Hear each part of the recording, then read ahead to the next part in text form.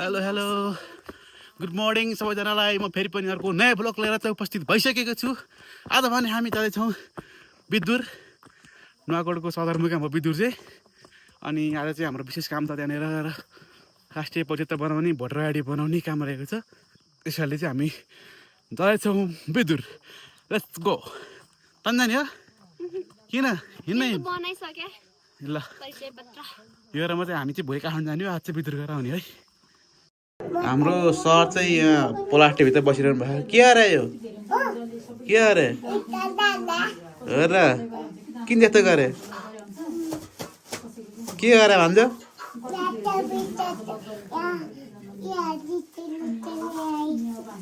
वता गर्छ। म त केही बुझ्दिनँ गाई चाहिँ के गर्नु अब के भन्यो के भयो यस्तो गरेर बसिरह। यहाँ बसेर हाई भनिदियो त, यहाँ हाई भनिदियो क्यामेरामा, हाई भनिदियो, हाई भनिदियो भन्न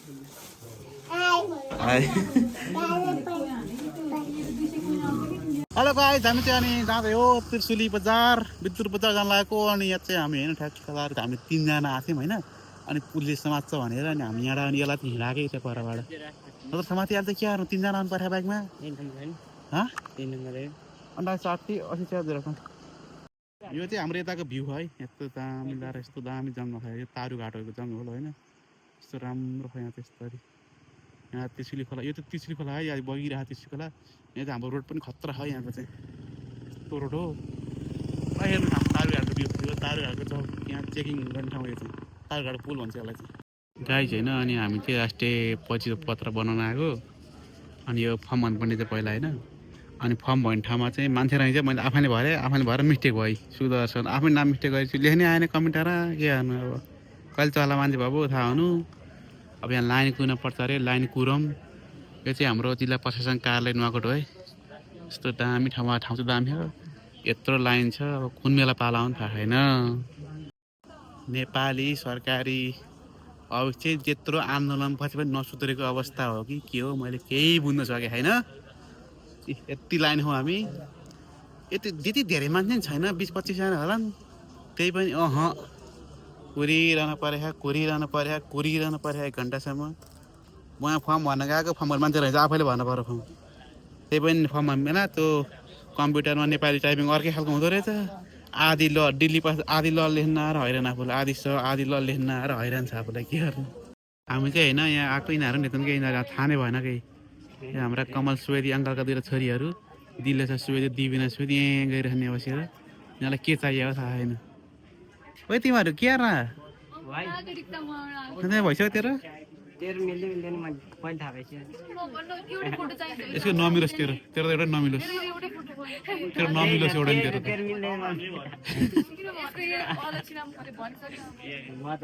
यस्तो फेरि कालो जिब्रो फ्याट्टै हो।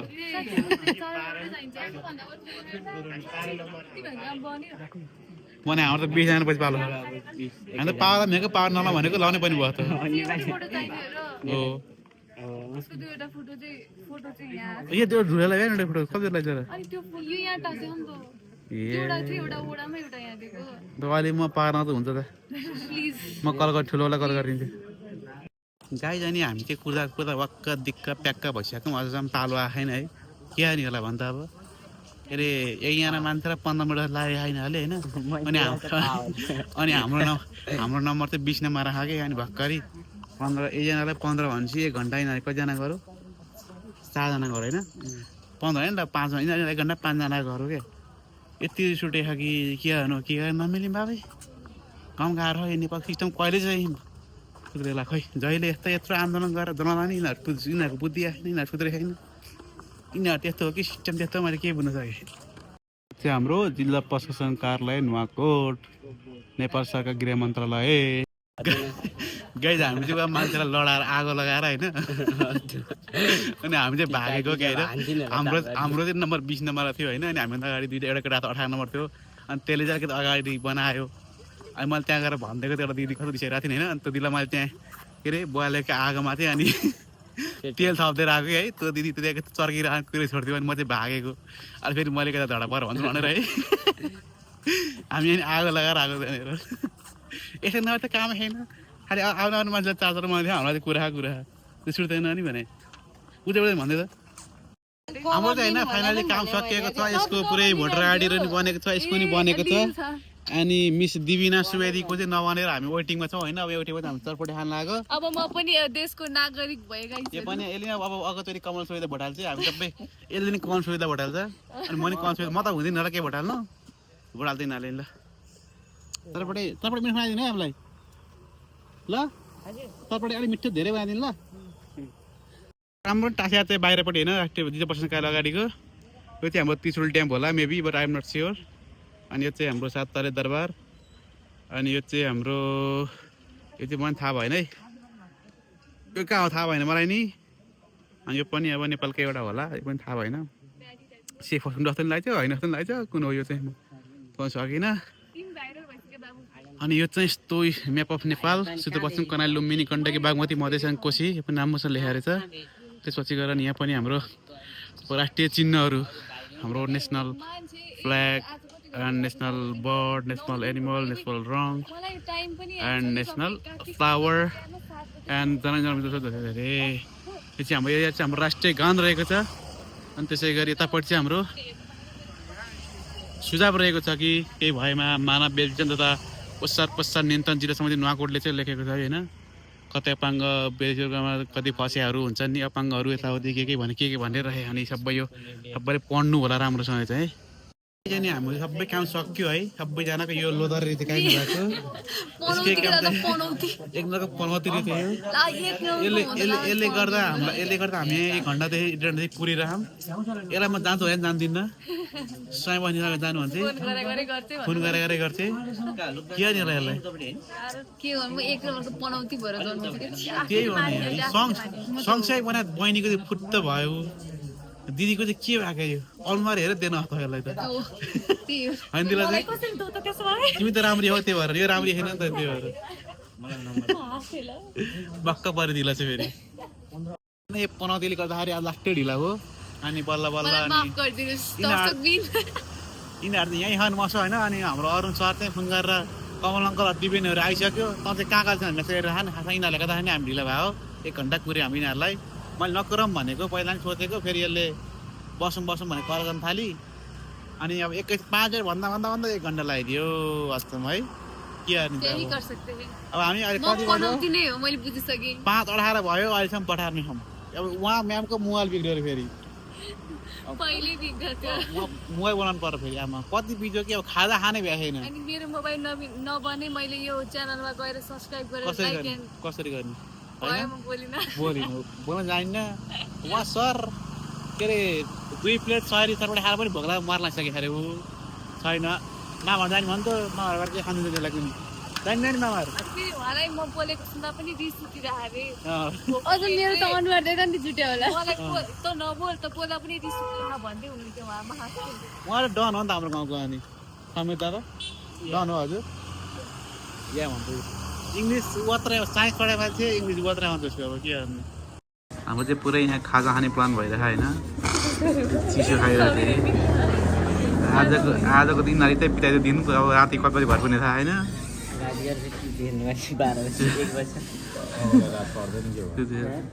नि काका के त काका रात दिन देखिहाल्यो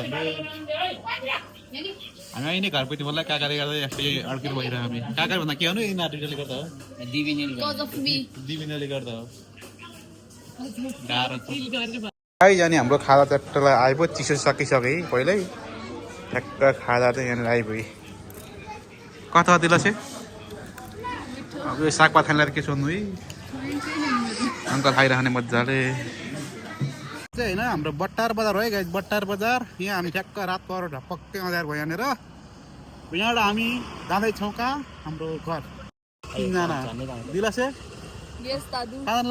हामी घर जान लाग्यो म नदेखिने भइछु अनि म यो भन्दा गोरु छु है गाइस गाइस हैन म चाहिँ भक्करै आइपेको लम्बसार थकादार बच्चा पल्टे हैन हात गोड गरेर है भात खान पर्छ आजको दिन यस्तै भयो देखिहाल्नु भयो अलिकति ढिला भयो अब के गर्नु कहिले त ढिला हुन्छ कहिलेकाहीँ अब सरकारी कामै ढिला अनि अब यहाँ सरकारी काम ढिला भन्यो भने म पताउँदैन मान्छेले अब आफै ढिला भए भन्नु पर्यो नि अब ढिला गराएपछि अब बाहना बन्द परेको होइन त्यस्तै हो, सबैजना स्वस्थ रहनु, व्यस्त रहनुहोस्, दुनियाँको चासो नगरेर छाडिदिनुहोस्, आफ्नो काम गर्नुहोस्, हिँड्नुहोस्, बेफाल्तुको बेमतलबी कुरामा आफ्नो टाइम बर्बाद नगर्नुहोस्, सकेसम्म 5 मिनट 10 मिनट फ्री भए पनि आफ्नो परिवारसँग समय बिताउने गर्नुहोस्, त्यो नै जिन्दगीको ठुलो खुसी हो जस्तो लाग्छ होइन। यसरी बस्दै गर्नु होला, रमाउँदै गर्नु होला, साथीभाइ सबै मिल्दै गर्नु होला, झगडा नगरौँ, बसौँ, मिलौँ, सबैले एकअर्कासँग खुसी साटौँ। यो मोबाइलले गर्दा अथवा यो सामाजिक सञ्जाल मोबाइल इन्टरनेटले गर्दाखेरि अलिकति मान्छेहरूमा चाहिँ आत्मीयता नभएको जस्तो, मान्छेहरू धेरै घुलमिल नभएको जस्तो, नभएको जस्तो भन्दा नि नभएकै भनौँ न, नभएकै हो। आजकल सबै अब यहीँ हाम्रो गाउँमा म हेर्छु 15जना त्यहाँ 15जना जम्मा हुन्छन्, 10जना चाहिँ मोबाइलै चलाएर बस्छन् के। त्यस्तो जमाना भइसक्यो। कसैको मतलब पनि छैन, कोही माया भने के हो थाहा छैन, माया के हो थाहा छैन, रेस्पेक्ट के हो कसो थाहा छैन। यत्रो बच्चा पनि त्यस्तै जे मुहायो त्यही बोल्ने, जे आजकल कसैको मतलब छैन क्या, रेस्पेक्ट छैन क्या। तपाईँले एउटा राम्रै कुरा सिकाउनुहोस्, कुनै बच्चालाई राम्रै कुरा सिकाउनुहोस् होइन, त्यसले नै त्यो कुरा पनि नेगेटिभ लिइरहेको क्या। त्यस्तो भइरहेको क्या आजकल जमानामा हाम्रो गाउँको चाहिँ परिवेशमा है। अब तपाईँले राम्रै कुरा सिकाउनु भयो भने पनि उडाइदिने, त्यस्तो कुराको खिल्ली उडाउने, त्यस्तो कुरा जमाना आयो। अलिकति बुझे मान्छेले सम्झाउन खोज्यो भने त्यसकै खिल्ली उडाउने, आफू नै सबैभन्दा जान्ने बुझ्ने छु, त्यस्तो सोच्ने खालको मान्छेहरू चाहिँ आजकल धेरै पाएँ मैले चाहिँ। आफूलाई थाहा नभएको, आफूले के नभएको यस्तो कुरा त नबोला ठिक होला नि त। थाहा नभएको कुरो सत्य त थाहा पनि केही पनि थाहा नै नभएको कुरो त नबोल्ने हुन्छ नि त मान्छेले होइन र। किन बोल्नु परेर मैले एउटा कुरा गरिरहेको त्यहाँनिर तपाईँले गर्दा यो त मलाई पक्कै थाहा थियो तर मैले नमाने मात्रै भनेर यस्तो किन भन्नु पर्यो थाहा नभएको कुराहरू जिन्दगीमा होइन। थोरै बोल्ने, मिठो बोल्ने, सबैसँग हाँसेर मस्केर बोल्ने, जिन्दगी चिरपानामा रमाउने, कमाउने, त्यही हो। सबैजना मिलौँ, साथै मिलौँ, हाँसी खुसी बस्नुहोस् त। By by. Don't forget to like, share, subscribe. See you tomorrow. Bye.